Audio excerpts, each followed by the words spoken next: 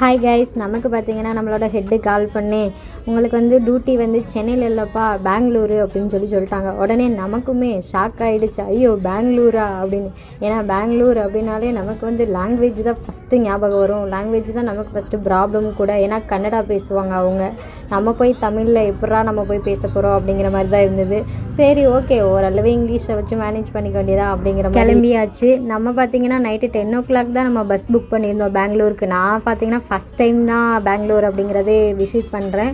So ரொம்பவுமே bus பார்த்தீங்கன்னா நல்லா க்ளீனாக நீட்டாக இருந்தது. பார்க்கவே ஓகேடா, எப்படிடா இப்படிலாம் பண்ணுறாங்க அப்படிங்கிற மாதிரி தான் எனக்கு தோணுச்சு.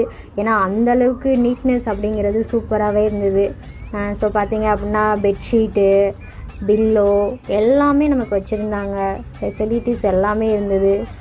லைட்ஸ் எல்லாமே கூட கலர் கலராக இருந்தது. சரிடா, நம்ம நைட்டு 10 o'clock கிளம்புனா மார்னிங் 6 o'clock